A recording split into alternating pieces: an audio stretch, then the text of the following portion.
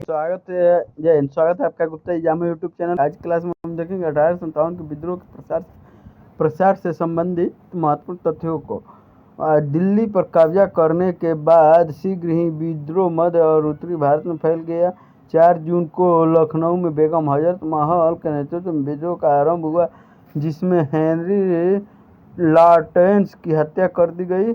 5 जून को नाना साहब के नेतृत्व में कानपुर पर अधिकार कर लिया गया। नाना साहब को पेशवा घोषित किया गया।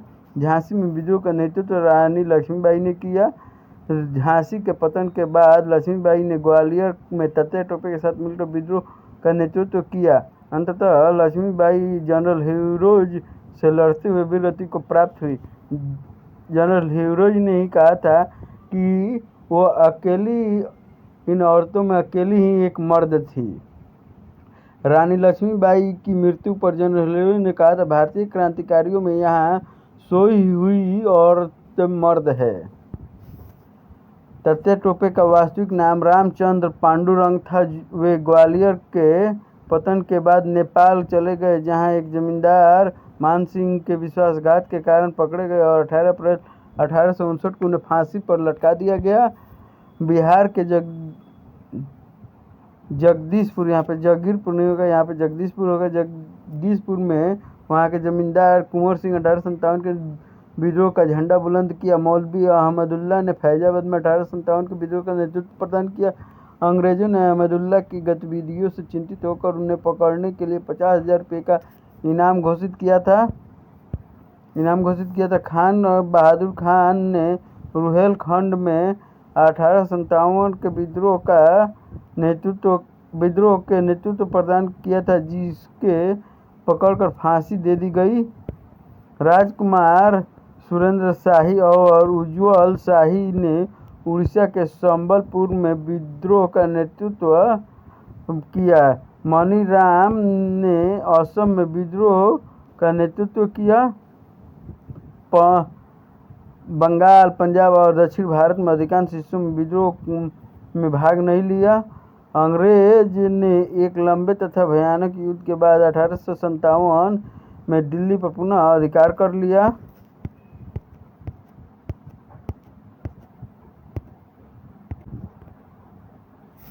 1857 की क्रांति के प्रमुख केंद्र और प्रमुख नेता थे वो है, किस जगह से कौन से नेता थे? बहादुर शाह जफर बख्त खां 11 मई 1857 दिल्ली। नाना साहब तात्या टोपे 5 जून 1857 कानपुर। बेगम हजरत महल बीरजिस कादिर 4 जून 1857 लखनऊ। रानी लक्ष्मीबाई 4 जून 1857 झांसी। कुंवर सिंह अमर सिंह दोनों भाई थे, 12 जून 1857 जगदीशपुर बिहार। मौलवी अहमदुल्ला 4 जून 1857 फैजाबाद। लियाकत अली जून 1857 इलाहाबाद। खान बहादुर जून 1857 बरेली। 1857 के विद्रोह के परिणाम विद्रोह के बाद भारत में कंपनी शासन का अंत कर दिया गया और भारत का शासन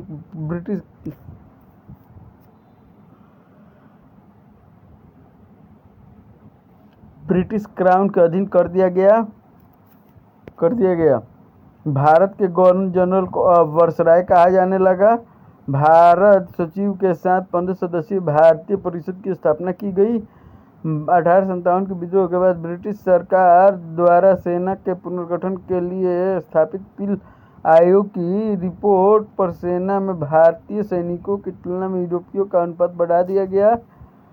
भारतीय रजवाड़ों के प्रति विजय और विलय की नीति का परित्याग कर सरकार ने राजाओं को गोद लेने की अनुमति प्रदान की।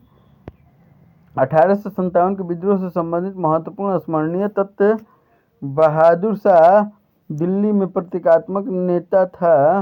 वास्तविक नेतृत्व सैनिकों की एक परिषद के हाथों में था, जिसका प्रधान बख्त खां था। 1857 के विद्रोह के समय भारत का गवर्नर जनरल लॉर्ड कैनिंग था। यह विद्रोह सत्ता पर अधिकार के बाद लागू किया जाने वाला किसी सामाजिक विकल्प से रहित था। 1857 के विद्रोह में पंजाब, राजपूताना, हैदराबाद और मद्रास के शासकों ने बिल्कुल हिस्सा नहीं लिया। विद्रोह की असफलता के कई कारण थे, जिसे प्रमुख कारण एकता, संगठन और साधनों की कमी। बंगाल के जमींदारों ने विद्रोह को कुचलने के लिए अंग्रेजों की मदद की।